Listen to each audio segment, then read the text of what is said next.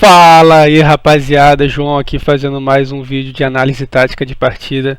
E hoje vamos falar como foi o confronto de ida pela Copa do Brasil entre Flamengo e Corinthians. Esse jogo também representou a estreia do Filipe Luís pelo Flamengo. E antes da partida ele fez alguns ajustes, né, na equipe. O Bruno Henrique passou a voltar pelo lado esquerdo, jogar pelo lado esquerdo do campo. O Gabriel Barbosa de 9. O Léo Ortiz passou a jogar de zagueiro no lugar do Fabrício Bruno, que eu acho que é uma boa ideia, já que a ideia do Flamengo era amassar o Corinthians o tempo todo. E o Wesley começou jogando no lugar do Varela, ele que consegue dar mais amplitude, e hoje em dia ele está atacando melhor do que o Varela nesse time do Flamengo. Eu fiquei um pouco surpreso com a escalação do Corinthians, porque na partida entre Flamengo e Corinthians, na Arena Corinthians, o Corinthians jogou com 3 zagueiros e esse sistema com 3 zagueiros funcionou muito bem. Então eu esperava que no Maracanã, com o Corinthians jogando um pouco mais recuado, eles fossem usar esse sistema de 3 zagueiros. Mas o que a gente viu foi o Corinthians jogando com esse 4-3-3. Só que esse 4-3-3 variava para um 4-4-2 losango, porque o Garro entrava para poder jogar aqui pelo meio e o Hernandes e o Romero ficavam mais à frente. Então vamos falar como foi o primeiro tempo da partida. O Flamengo começou amassando muito a equipe do Corinthians. O Flamengo estava construindo ofensivamente. Deixa eu arrumar aqui. Um 3-2-5. Com Pulgar e De La Cruz jogando aqui por dentro.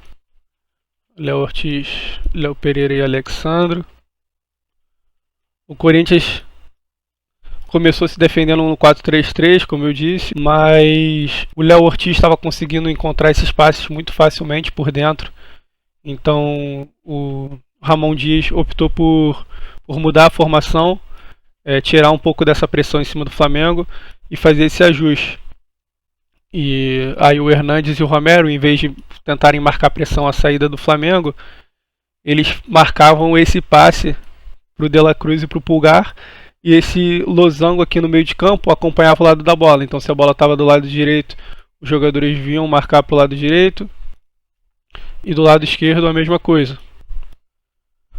Só que o problema o que aconteceu foi que o Léo Ortiz ainda assim conseguia achar esses passes por dentro e quebrar essa sombra que o Hernandes e o Romero estavam fazendo na saída de bola do Flamengo. E o Flamengo jogando muito em cima. Logo no começo do jogo, com 4 minutos, o Arrascaeta achou uma grande finalização de fora da área e o Hugo fez a primeira grande defesa dele na partida. Como eu disse, o Flamengo estava marcando muita pressão, estava colocando muita pressão na equipe do Corinthians, e quando o Corinthians saía com a bola no tiro de meta, o Flamengo buscava marcar pressão também. O Corinthians tentava sair mais apoiado com esses jogadores aqui por dentro para dar o maior suporte possível. E aí o Flamengo marcava com o Gabriel e o Arrascaeta a saída de bola. O Gerson e o Bruno Henrique esperavam o lado do campo e o De La Cruz mais avançado.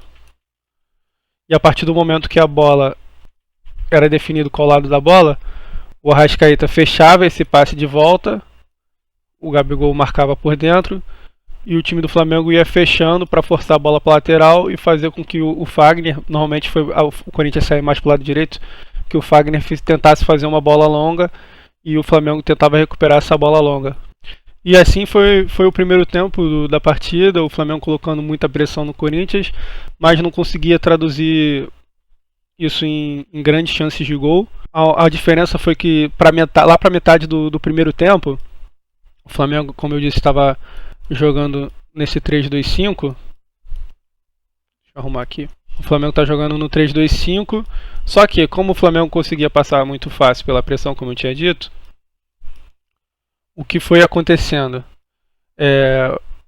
Abriu espaço para o Alexandro subir mais e participar mais do jogo. Eu acredito que tenha sido uma instrução do Filipe Luís. E aí o Flamengo passou nos momentos que estava a bola nessa mais intermediária, o Alexandro ficava aqui, o Flamengo jogava no 2-3-5. E aí quando a bola já chegava no último terço, o Alexandro subia e ficava meio com 2-2-6 aqui do time do Flamengo. E com essas subidas do Alexandro foi que o Flamengo começou a criar grandes oportunidades. Primeiro numa jogada pelo lado esquerdo, o Alexandro cruza a bola na área, o Gabigol de letra quase faz o gol do Flamengo. E aí 1 minuto depois, numa roubada de bola do Pulgar, ele acha o De La Cruz acha um passe para o Bruno Henrique, o Alexandro, que estava atacando por dentro nesse momento, faz a ultrapassagem por fora, o Bruno Henrique toca essa bola para o Alexandro, o Hugo, que pensa que o Alexandro vai fazer um cruzamento na área, se posiciona mal no lance, ele abre esse espaço e o Alexandro finaliza direto, vê que o Hugo está adiantado e finaliza direto para o gol para poder abrir o placar para a equipe do Flamengo. Aí já no final do primeiro tempo, quando o jogo já estava 1-0, a gente viu o time do Corinthians sair um pouco mais para a partida. E aí eu vou mostrar aqui como o Flamengo se defendia e como o Corinthians estava atacando. O Flamengo marcava um 4-4-2 com o Arrascaeta e o Gabriel na frente, muito provavelmente para poder preservar mais o Arrascaeta para o segundo tempo. E o que a gente via nos ataques do Corinthians era que o Hugo era o único que subia um pouco mais. Ficava o Félix. Opa, aqui. O Fagner subiu muito pouco no primeiro tempo. Acho que eu só vi ele subindo uma vez depois dos 42 minutos, que ele perde a bola aqui nessa zona aqui pro Bruno Henrique. Ele foi nulo no primeiro tempo, não marcou bem também e não atacou. E aí o Corinthians jogando no seu losango.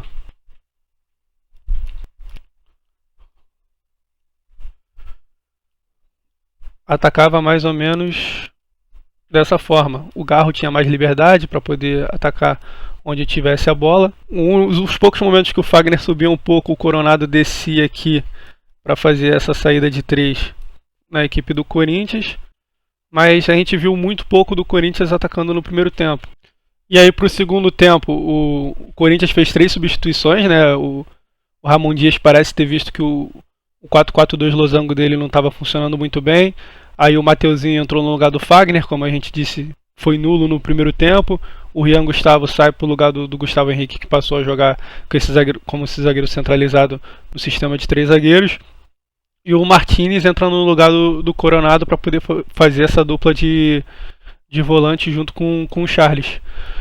Eu não teria tirado o Coronado, porque para mim ele foi o melhor jogador com a bola no pé no time do Corinthians no primeiro tempo. Mas ele precisava fazer essa mudança para poder colocar o sistema de 3 zagueiros. E eu acho que isso foi bom, né? Porque muitos treinadores acabam sendo teimosos, veem o que eles estão fazendo não dão certo e continuam com aquele sistema. O Ramon Dias voltou para aquilo que tinha funcionado para o Corinthians na primeira partida do Campeonato Brasileiro.